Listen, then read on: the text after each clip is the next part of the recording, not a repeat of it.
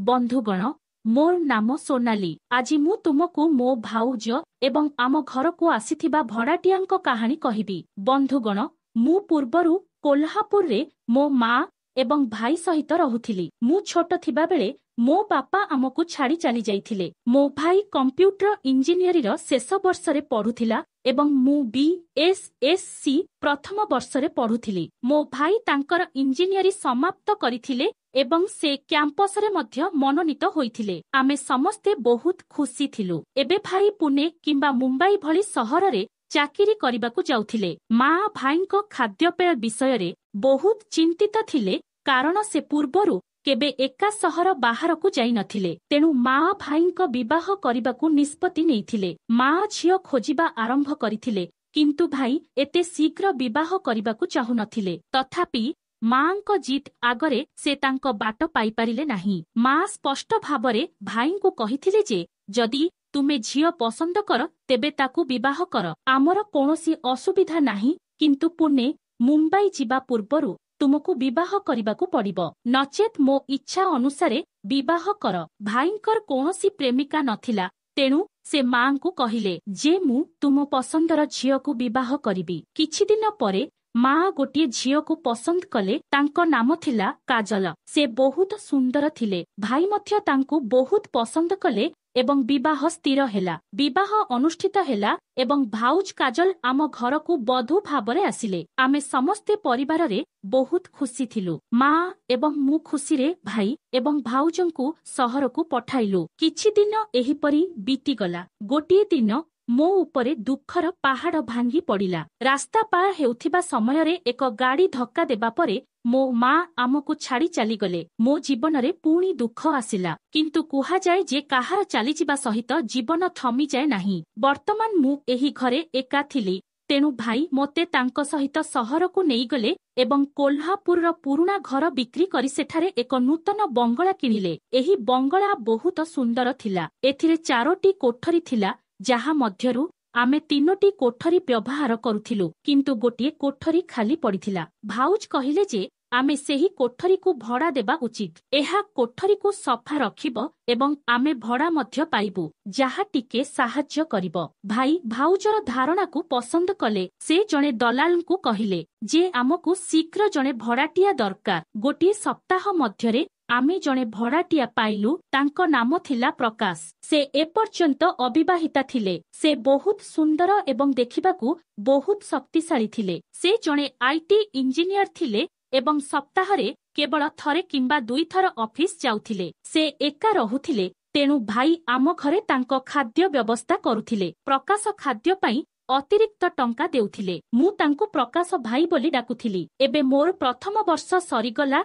एवं द्वितीय वर्ष आरंभ हेबाकू जाउथिला। भाई एवं मु एक भल कॉलेज खोजिबा आरंभ कलुड़ी। आमे एक भल कॉलेज पाइलु एवं भाई मते सेठारे एडमिशन कराइले। एबे मु प्रतिदिन कॉलेज जिबा आरंभ कली। भाई ऑफिस जाउथिले एवं मते सकाळ 10टारे रे कॉलेज जिबाकू पडुथिला। जिबा समय रे भाउज सबु बेले मते पचारुथिले जे मु संध्या बेले केते बेले आसीबी। मोर कॉलेज समय स्थिर नथिला, तेणु भाईंकु बारंबार पचारिबाकू पड़ुथिला। गोटिए दिन मु कॉलेज जाइथिली। भाई मोते पचारिले जे सोनाली संध्यारे केतेबेले आसीबु। मु कहिली जे आजी कॉलेज रे एक प्रोग्राम अछि, तेणु हुएत घंटाए विलंब होई पारे। मु प्रकाशंक रूम भितरकू चाहिली एवं से तांको लैपटॉपरे काम करुथिले। भाउज मध्य रोसेई घरे काम करिबाकू गले। मु बाहरकू आसी एक ऑटो धरी कॉलेज को चली गली। घरु बाहरिबार 15 मिनिट परे मने पड़िला जे मु मोर रसायन विज्ञान प्रैक्टिकल फाइल घरे भूली जाइथिली एवं आजी एहार परीक्षा थिला। मु ऑटो ड्राइवर को गाड़ी बुलाइबाकू कहिली एवं जेतेबेले मु घरर द्वार पाखरे पहुंचिली, मु देखिली जे द्वारटी भितररु बंद थिला। एहा पूर्वरु केबे होई नथिला। मु द्वार बाडेइली, किंतु केही खोलिले नाही। मु बहुत समय पर्यंत द्वार बाडेइली, कारण मोर कॉलेज पाई देरी होई सारिथिला। मु भाबिली हुएत भाउज शोइथिबे, तेणु से मो डाक शुणी पारिले नाही। तापरे मोर मने पड़िला जे मो ब्यागरे घरर एक ଅତିରିକ୍ତ ଚାବି ଅଛି। ଆମର 3ଟି ଚାବି ଥିଲା, କିନ୍ତୁ ମୋତେ କେବେ ଚାବିର ଆବଶ୍ୟକତା ନଥିଲା। ତେଣୁ ମୁଁ ପୂର୍ବରୁ ଏହା ମନେ ରଖିନଥିଲି। ମୁଁ ତାଲା ଖୋଲି ମୋ ସାମ୍ନାକୁ ଚାହିଁଲି। ସେ ପ୍ରକାଶ, ସେ ସମ୍ପୂର୍ଣ୍ଣ ଝାଳରେ ବୁଡ଼ି ଯାଇଥିଲେ। ତାଙ୍କ ମୁହଁରେ ଭୟ ସ୍ପଷ୍ଟ ଭାବରେ ଦେଖାଯାଉଥିଲା, କିନ୍ତୁ ସେ ଏହାକୁ ଲୁଚାଇବାକୁ ଚେଷ୍ଟା କରୁଥିଲେ। ମୁଁ ରାଗରେ ମୋ ରୁମ୍ ଆଡ଼କୁ ଯିବା ଆରମ୍ଭ କଲି। ତାପରେ ମୁଁ ପଛକୁ ଫେରି ଦେଖିଲି ଯେ ଭାଉଜ ବାଥରୁମରୁ ଲଙ୍ଗଳା ହେଇ ବାହାରୁଛନ୍ତି, କିନ୍ତୁ ଏସବୁ ଉପରେ ଧ୍ୟାନ ଦେବା ପାଇଁ ମୋ ପାଖରେ ସମୟ ନଥିଲା। ମୁଁ ଶୀଘ୍ର ମୋ ରୁମ୍କୁ ଗଲି, ଫାଇଲ୍ ଧରି ବାହାରକୁ ଗଲି। ସନ୍ଧ୍ୟାରେ ଯେତେବେଳେ ମୁଁ ଏବଂ ଭାଇ ଘରକୁ ଫେରିଲୁ, ଭାଉଜ ଘର କାମ ସାରିଥିଲେ। ସକାଳର ଘଟଣା ଏପର୍ଯ୍ୟନ୍ତ ମୋ ମନରୁ ଲିଭି ନଥିଲା। ମୁଁ ମୋ ରୁମ୍କୁ ଗଲି, ଫ୍ରେଶ୍ ହୋଇ ରୋଷେଇ ଘରକୁ ଆସିଲି। ଭାଉଜ ଖାଦ୍ୟ ରାନ୍ଧୁଥିଲେ। ମୁଁ ଭାଉଜକୁ ପଚାରିଲି, ଭାଉଜ, ସକାଳେ ମୁଁ ଏତେ ସମୟ ଧରି କବାଟ ବାଡ଼େଇଥିଲି, ତୁମେ କେଉଁଠି ଥିଲା? ମୋର ବହୁତ ଗୁରୁତ୍ୱପୂର୍ଣ୍ଣ ଫାଇଲ୍ ଘରେ ରହିଯାଇଥିଲା, ତେଣୁ ମୁଁ ଅଧାରୁ ଫେରି ଆସିଥିଲି। ଭାଉଜ ରାସ୍ତାରୁ ଫେରି ଭୟଭୀତ ହୋଇ କହିଲେ, ହମ ମୁଁ ତୁମର ସ୍ୱର ଶୁଣିଲି, କିନ୍ତୁ ମୁଁ ବାଥରୁମରେ ଥିଲି। ପ୍ରକାଶ ମୋତେ କହିଲେ ଯେ ତୁମେ ଆସିଛ। ତାପରେ ଭାଇ ଭାଉଜକୁ ଡାକିଲା, କାଜଲ, କେତେ ସମୟ ଲାଗିବ? ମୋତେ ଭୋକ ଲାଗୁଛି, ଶୀଘ୍ର ଖାଇବା ଆଣ। ଭାଉଜ ମୋର ପ୍ରଶ୍ନ ଶୁଣି ପୂର୍ବରୁ ନର୍ଭସ ହୋଇଯାଇଥିଲେ ଏବଂ ଭାଇ ସ୍ୱର ତାଙ୍କୁ ଏକ ବାହାନା ଦେଇଥିଲା। ସେ ଖାଇବା ଟେବୁଲରେ ଜିନିଷପତ୍ର ରଖିବା ଆରମ୍ଭ କଲେ। ମୁଁ ତାଙ୍କୁ ଏ ବିଷୟରେ କିଛି ପଚାରିଲି ନାହିଁ। ତାପରେ ମୁଁ ଏଠି ସେଠି ଧ୍ୟାନ ଦେବା ଆରମ୍ଭ କଲି। ମୁଁ ଦେଖିଲି ଯେ ପ୍ରକାଶ ଭାଉଜ ସହିତ ବହୁତ ଖୋଲାଖୋଲି କଥା ହେଉଥିଲେ ଏବଂ ବ୍ୟବହାର କରୁଥିଲେ। କଥା ହେବା ସମୟରେ ସେ ଏଠି ସେଠି ଭାଉଜକୁ ଛୁଇଁ ଯାଉଥିଲେ ଏବଂ ଭାଉଜ ମଧ୍ୟ ତାଙ୍କୁ ଉତ୍ତର ଦେଉଥିଲେ। କିଛି ଦିନ ଏହିପରି ବିତିଗଲା। ମୋର ପରୀକ୍ଷା ପାଖେଇ ଆସିଥିଲା, ତେଣୁ ମୋତେ 15 ଦିନ ଛୁଟି ମିଳିଗଲା। ଏବେ ମୁଁ ସେମାନଙ୍କ ଉପରେ ନଜର ରଖିବାର ଏକ ଭଲ ସୁଯୋଗ ପାଇଲି। ଦିନେ ଭାଇ ଅଫିସ ଯାଇଥିଲେ। ମୁଁ ଭାଉଜଙ୍କୁ ତାଙ୍କ କାମରେ ଟିକିଏ ସାହାଯ୍ୟ କଲି ଏବଂ ମଧ୍ୟାହ୍ନ ଭୋଜନ ପରେ ମୋ ରୁମକୁ ଗଲି। ମୁଁ ପଢୁଥିଲି ଯେତେବେଳେ ମୁଁ ଦେଖିଲି ଯେ ବୋତଲରେ ପାଣି ସରିଯାଇଛି। ମୁଁ ରୋଷେଇ ଘରୁ ପାଣି ଆଣିବା ପାଇଁ ମୋ ରୁମର ଦ୍ୱାର ଖୋଲି ଦେଖିଲି ଯେ ଭାଉଜ ଗୁପ୍ତରେ ପ୍ରକାଶଙ୍କ ରୁମକୁ ଯାଉଛନ୍ତି।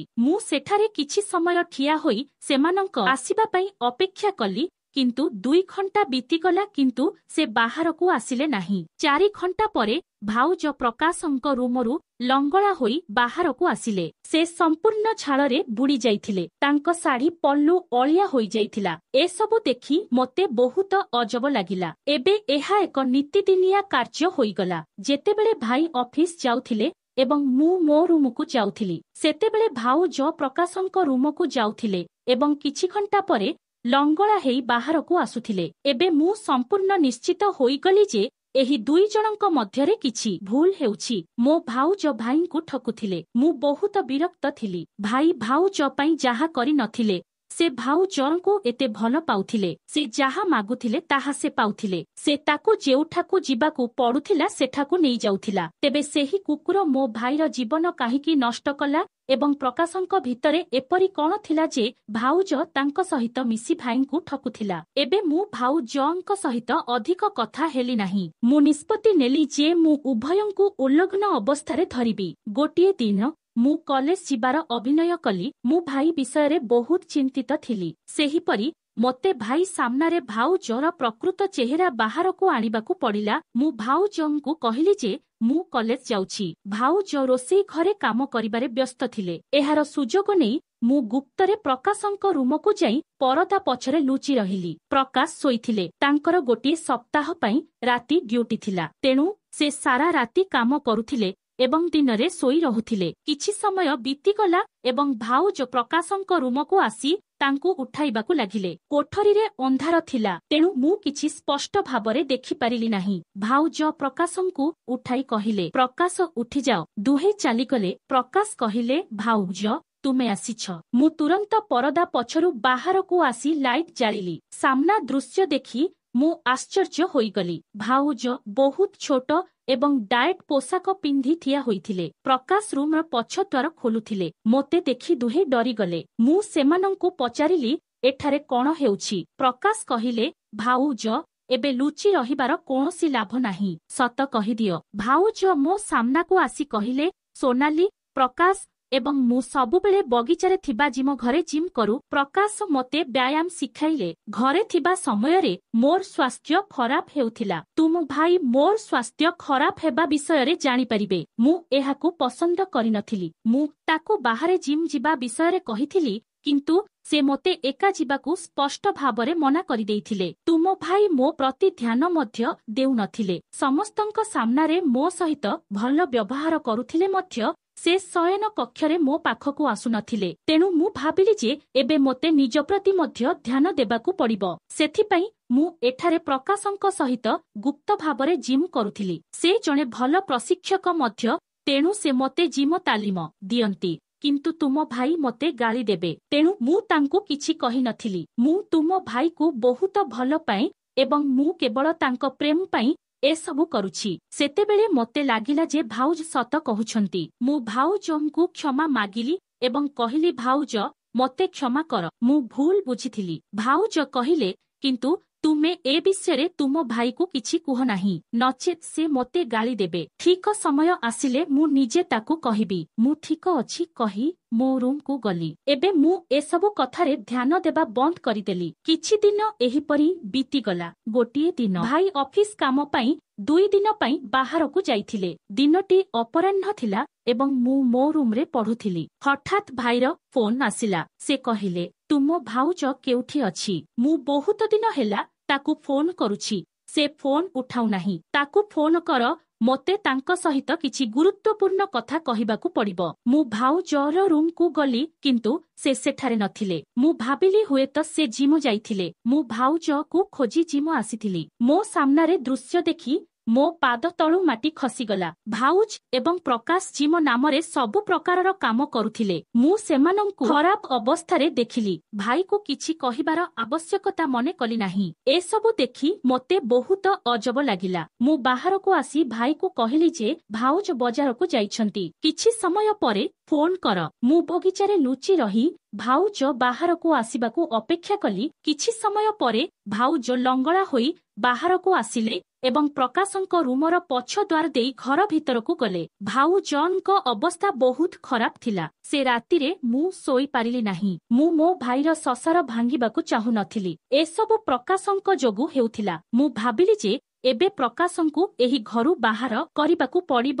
ତାପରେ ଭାଉଜ ନିଜେ ସୁସ୍ଥ ହୋଇଯିବେ। ଯଦି ମୁଁ ଭାଇଙ୍କୁ ଭାଉଜଙ୍କ ବିଷୟରେ କହିଥାନ୍ତି, ତେବେ ସେ ବହୁତ ଖରାପ ଅନୁଭବ କରିଥାନ୍ତେ। ତେଣୁ ମୁଁ ଏକ ଯୋଜନା କରିଥିଲି। ଯେତେବେଳେ ପ୍ରକାଶ କୌଣସି କାମ ପାଇଁ ବାହାରକୁ ଗଲେ, ମୁଁ ମୋର କିଛି ସୁନା ଅଳଙ୍କାର ଏବଂ ଟଙ୍କା ତାଙ୍କୁ ଦେଇଦେଲି। ମୁଁ ତାହା ମୋ ପୋଷାକରେ ଲୁଚାଇ ରଖିଲି। ସନ୍ଧ୍ୟାରେ ଯେତେବେଳେ ଭାଇ ଅଫିସରୁ ଫେରିଲେ, ମୁଁ ହଠାତ୍ ଚିତ୍କାର କରିବାକୁ ଲାଗିଲି ଯେ ମୋର ସମସ୍ତ ସୁନା ଅଳଙ୍କାର ଚୋରି ହୋଇଯାଇଛି। ଭାଇ ଏବଂ ଭାଉଜ ଉଭୟ ଖୋଜା ଖୋଜି କରିବାକୁ ଲାଗିଲେ। ମୁଁ ଭାଇଙ୍କୁ ଏକ ପାଖକୁ ନେଇ କହିଲି, ଭାଇ, ମୁଁ ଅନେକ ଥର ଦେଖିଛି ଯେ ପ୍ରକାଶ ମୋର ଏବଂ ଭାଉଜରଙ୍କ ରୁମ୍ ସାମ୍ନାରେ ଘୁରି ବୁଲୁଛନ୍ତି। ହୁଏତ ସେ ଚୋରି କରିଥିବେ। ଥରେ ତାଙ୍କ ପୋଷାକ ଖୋଜି ଦେଖ।